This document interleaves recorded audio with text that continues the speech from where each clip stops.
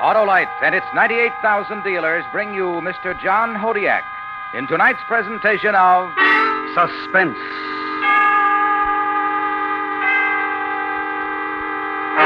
Tonight, Autolite presents a story about heroism as we document the attempt of three brave men to conquer the mountain.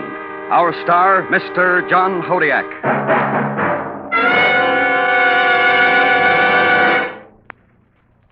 Hello, Harlow. Bottom of the evening to you.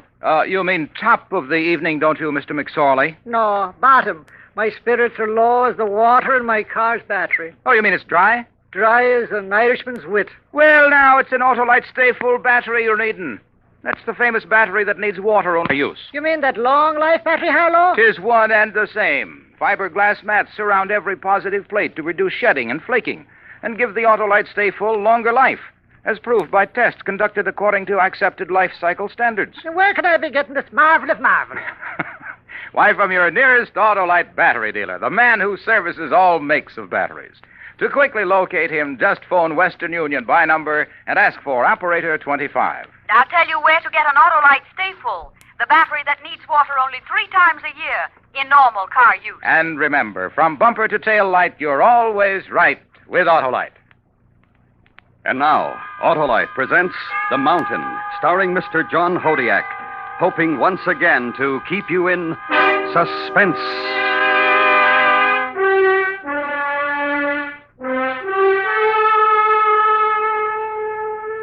We made the fourth camp on the East Glacier, 22,000 feet above sea level.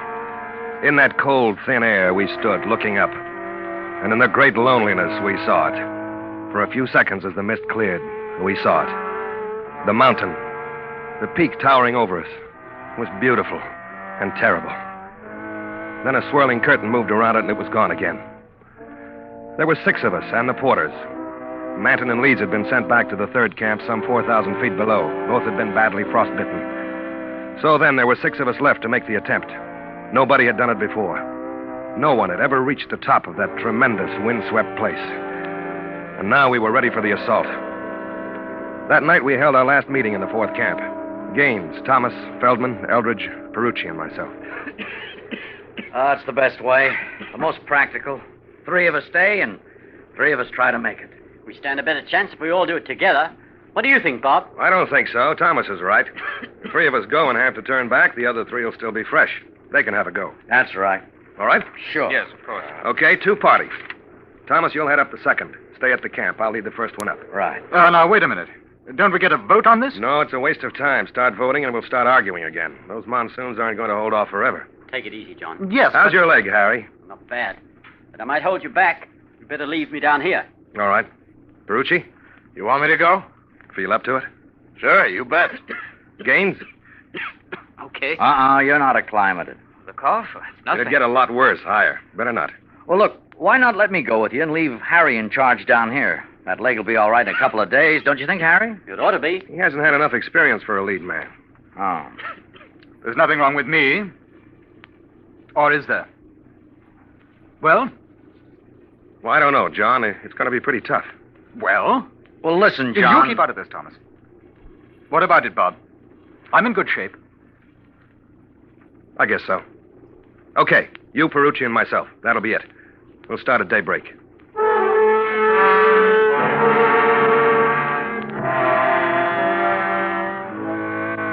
And that's the way we decided. There was no other possibility.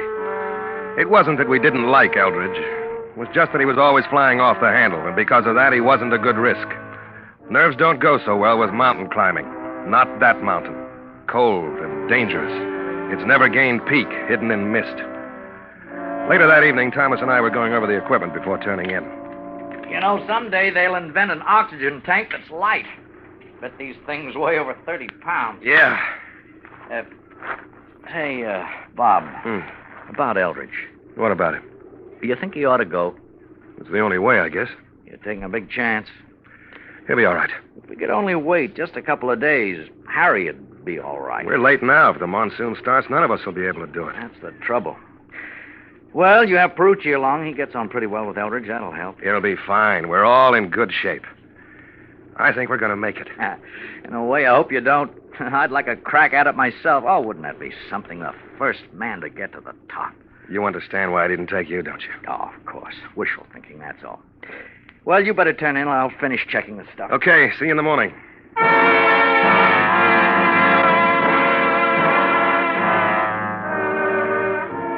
On May the 18th, we started to climb the northwest ridge. We were at 23,000 feet. Each of us carried a 30-pound oxygen tank besides the equipment we needed for our next camp. For 3 or 4 hours, it wasn't bad. But as we went higher, the wind started to take it out of us, and we felt the cold more. Take 10, eh? Yeah. Boy, will you look at it up there? That's it.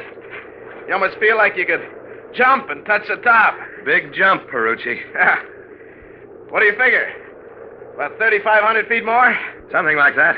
Well, if the weather holds, we might make it by tomorrow. That's what I thought. Not a cloud in the sky. Oh, will you look at that thing? Boy, what can you say when you see a mountain like that? Save your breath. We'll move in a few minutes. Then we hit patches of snow, and the pace slowed down. We'd spelled each other as leader, and it was my turn up ahead. Perucci was bringing up the rear when I heard him yell and felt that dreadful tug of the rope at the same time. Bob! Perucci's gone down! Dig in! All right! What is it? Crevasse? Yes! Use the ice axe! It won't hold. Snow's too soft here. I'm slipping, Bob! I'm slipping! I saw the snow crumbling away from beneath Eldridge's feet. I saw it, and I thought of a man I knew who slipped from an aerial ladder 100 feet up, and as he fell to the ground, his legs raced wildly, arms waving, trying to find the rungs to pull himself back up. And Eldridge was doing it now, his heels churning into the soft snow at the edge of the crevasse. Then he found solid ice. Bob! Yeah? Can you pull me back? I can't get Perucci out from here.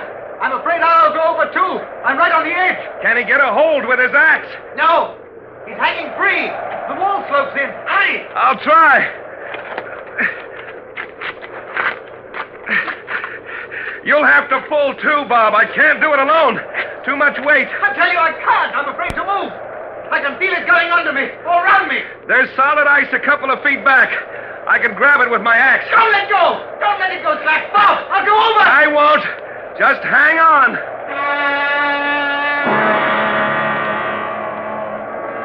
I knew that if I slipped when I reached behind me, it was the end. I looked at the figure of Eldridge below me, his body bent backwards away from the drop beneath him. I closed my eyes, reached behind with my axe, and dug into the ice. I can't. I'm slipping. I can't. And as Eldridge shouted, I thought I heard another cry. And suddenly the rope's weight was lighter. I saw Eldridge fall, then get up on hands and knees and crawl away from the crevasse, toward me. Norman! Where's Norman? He's gone. He fell. He's gone. He can't be. How? I don't know. Perhaps the rope frayed on some ice at the edge. Suddenly it went slack. I heard him, Bob. I heard him. Maybe it's not too deep. He might have fallen into a drift at the bottom. Stay here. I've got to see. I belayed the rope about the ice axe and paid out the rest of it as I slid down the slope to the crevasse. But when I looked over the edge, I knew. That dark blue, almost black emptiness below. I knew. There'd be no snowdrift for Norman Perucci's body. Unless it was perhaps 10,000 feet below us.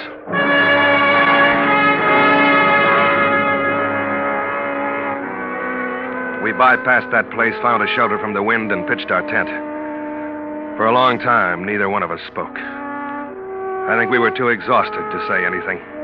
Exhausted and shocked. There were only two of us now. I keep hearing him.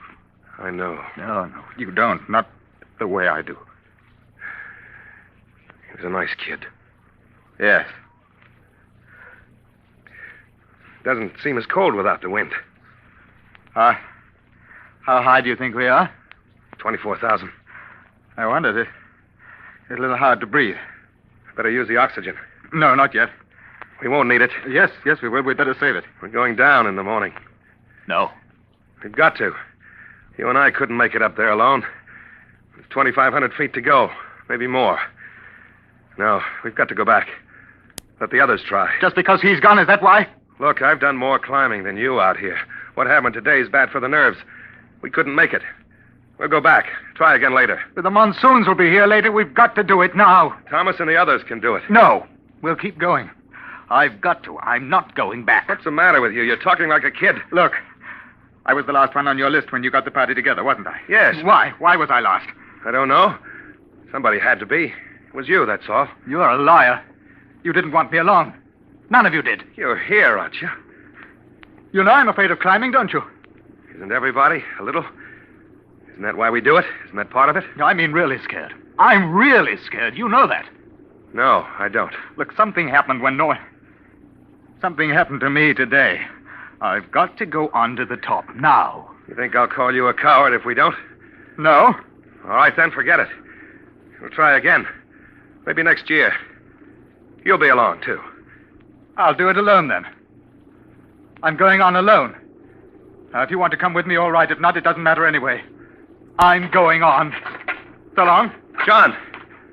John! He didn't stop, just moved up the ice slab and around a hummock out of sight. I went back inside the tent to get my pack. I couldn't let him do it alone, and I was trapped into going with him. Then I saw that the fool hadn't even taken his rope. It was neatly coiled in a corner. I grabbed it up. And as I did so, I saw the end of it. The end which had broken when Perucci hung over the crevasse. The rope which Eldridge had said was parted by the ice. But there were no frayed ends. The break was clean. It had been cut through. And the oil of Eldridge's knife blade was still on it.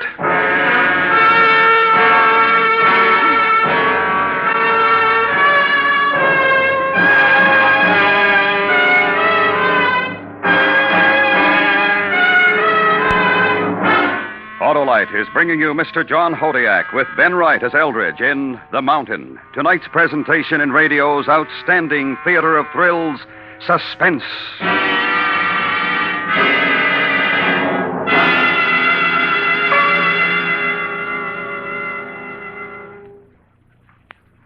Oh, an Autolite stay full's a battery for me. It's the finest fine battery I ever did see. Ah, 'tis the truth, Mr. McSorley. And that famous Autolite Stay Full needs water only 3 times a year in normal car use. And hello, me boy, would you be repeat about the glass of fibre? A pleasure it is. Those fiberglass retaining mats surround every positive plate to reduce shedding and flaking and give the Autolite Stay Full longer life as proved by tests conducted according to accepted life cycle standards. So, friends, visit your Autolite battery dealer. He services all makes of batteries, and he's got an Autolite Stay Full for your car if a replacement is needed. To quickly locate your nearest Autolite battery dealer, call Western Union by number And ask for operator 25.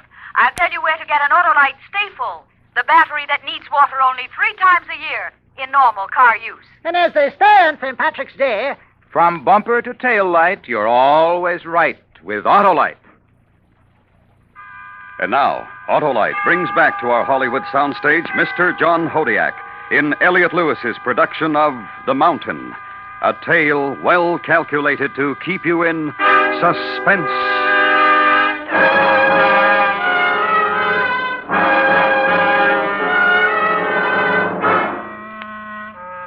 When Eldridge had thought that he was going over the crevasse, he'd cut the rope which had held Norman Perucci's body some 20 feet into the chasm.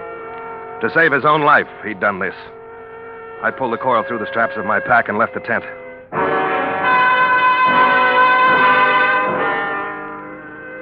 I caught up with Eldridge about 100 feet higher. He was standing on a shallow ledge, catching his breath, and his head was tilted back, eyes fixed on that mountaintop, the brain of the monster. Nasty bit back there.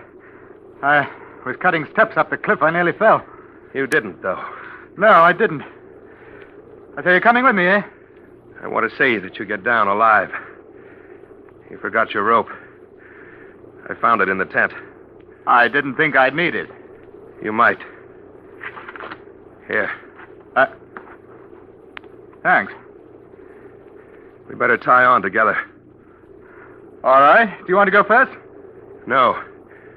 It's your party now. You lead. All right.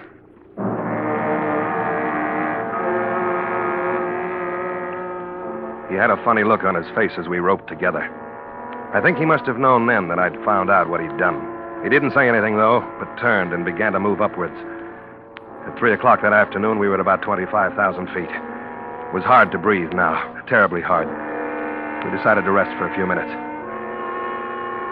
I remembered looking down from the ridge, looking down into the incredible scene below. Then up, and the peak which loomed over us, clear against the sky, perhaps 1,500, perhaps 2,000 feet over us. I remembered Perucci's excitement as he'd seen it further down.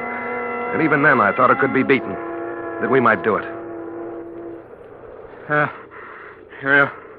We'll use the oxygen from here as soon as we start again. Can't do any more today. Oh, yes. We can go higher. And what? When it gets dark, camp. Finish it tomorrow, if we don't today. If the storm comes up, we'll be in trouble. It won't. We're going to make it. I know we are. And what? It doesn't matter after that. We'll have to go down to the others. Yes, I suppose so. We'll have to tell them about Norman. Yes. We going to tell the same story? I think we will. You know why I followed you? Why I came along? Yes. Just like that. Yes. You murdered a man, and that's all there is to it. I was afraid. I knew if I went over, we'd all go. It was the only way. If you'd waited, we could have got him out. I didn't know it then. I felt myself going. I had to do it. What's all this for? To wipe out the sin? Get to the peak and be a man again? In a way, perhaps. You won't be. You'll never be. When this gets out, and it's going to, there'll be no place for you to hide. No place to go. We'd better get moving.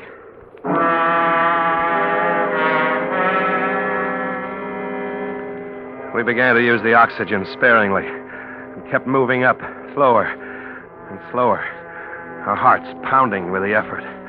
100 feet, 200, 3.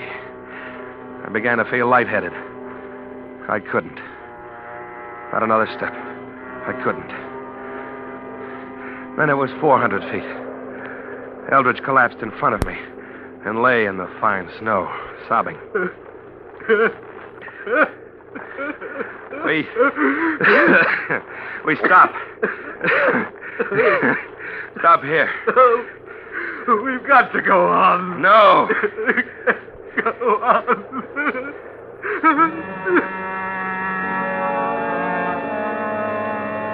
And he sobbed like a child.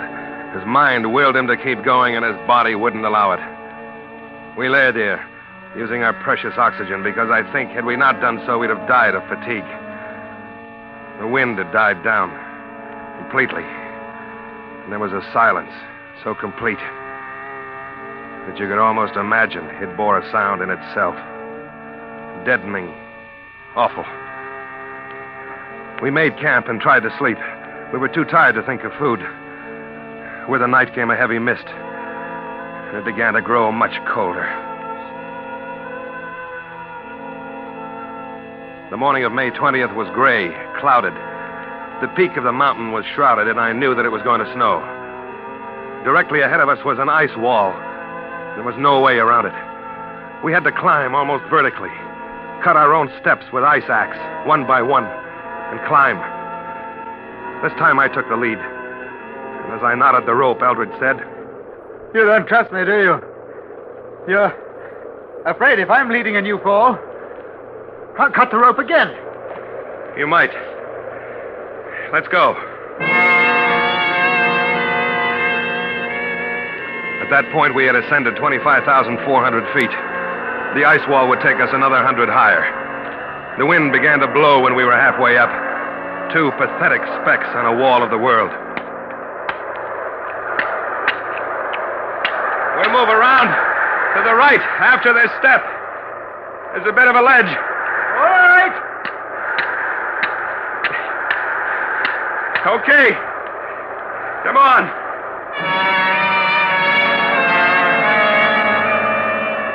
The ledge was at most 10 inches wide, narrowing down in places to no more than a toe hold. I felt my way along until the ledge gave out. Then the hacking of steps began again. The wind tore at me, screamed, and like a great hand tried to sweep me off the wall. Once I looked down, and it was as though a white blanket were stretched out beneath. It was snow. I could see it billowing up and around, while above, the summit ignored everything beneath. The blizzard hit us as we reached the top of the ice wall. We found a little shelter in the lee of a pyramid-shaped summit and waited. And then the slope seemed to lurch, and I had a split second to see the wave of snow pouring down on me.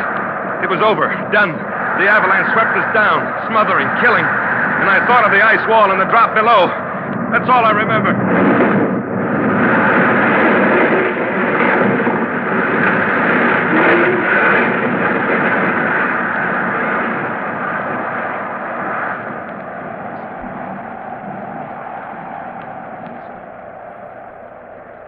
I had stopped falling. It was my first thought when I came to. I wasn't dead. I saw a pair of legs crouched next to me. I didn't think you were going to make it. Where'd I land? Yeah.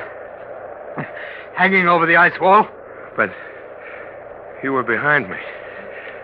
You didn't go over. No. Don't ask me why. It must have been a corner of the avalanche that hit us. And you ended up pulling me down. My axe caught in one of the steps, and it held us both. And you pulled me up. Yeah, looks like it. Thanks. How long have I been out? Hour. A little more. Blizzard's letting up. Here. You feel like going on? I think so. All right. You tell me something. What? Why did you pull me out of it? Why didn't you just let me go over the edge? Then you wouldn't have had me around to tell. Look, I'm not a murderer, Bob. I cut Norman's rope because I was afraid. If I thought there was even a chance of us not falling, I wouldn't have done it, but I didn't know. Look, that doesn't excuse me. But it doesn't mean I'd kill you to get out of it. Yeah. I better save the talk. We'll need our breath. You want to lead, or shall I? I'll do it.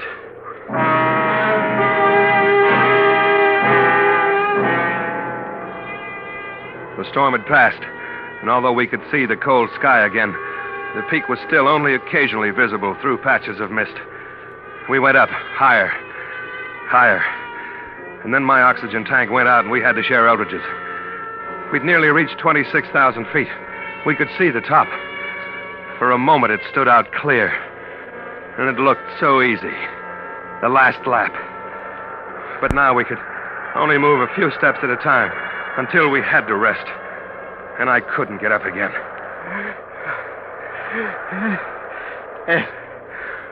It looks pretty easy past that ridge. I have to wait. All right. Wait for me. No. Now go on. No, together. Just wait. A couple of minutes. It'll be getting dark. I'll come back for you. No. Minute. Here. You? You take the oxygen. I don't need it. No, John, no. I won't need it. You wait here. No. I'll get down again. Wait. Look, I'm sorry I was afraid. Huh? I'm still afraid. That's why I've got to do it. You understand? So long, Bob.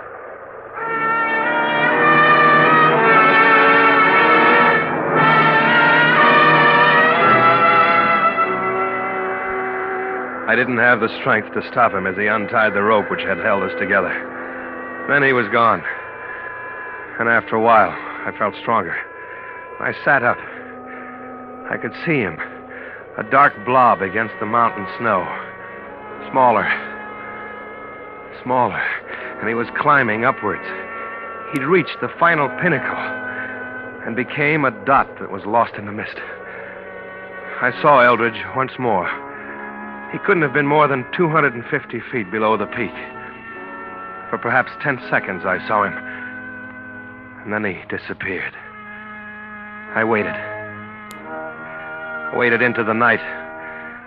The next morning I began to look for him. But the oxygen was gone. I knew that if I had to climb another foot, I'd die. And so I turned back. There was no wind anymore. It was almost warm. Somehow I got down to the base camp.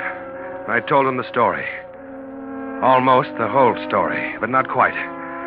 I changed a rope which had been cut with a knife into a rope which had frayed and parted on the ice. I remember as we started down to the valley below, I turned and stood a minute, looking back, looking up. Then a cloud softly poured over the peak. And in a moment, the mountain was gone.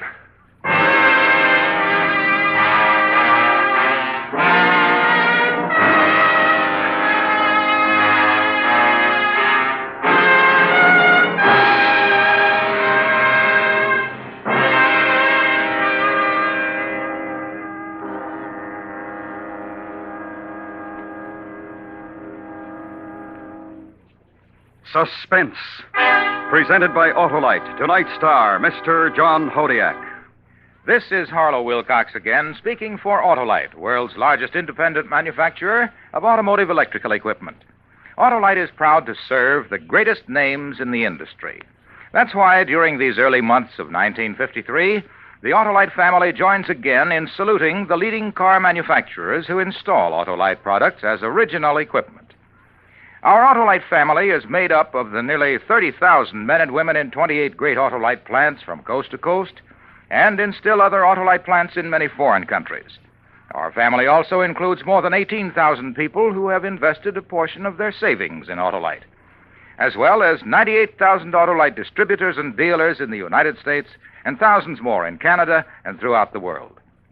3 weeks from now, as the climax of this year's Autolite Family Salute program, Autolite will present special programs on both radio and television, direct from the Easter Parade of Stars Auto Show in New York's Waldorf Astoria Hotel. So don't miss this exciting suspense radio program originating from the Grand Ballroom of the Waldorf Astoria on Monday, April 6th.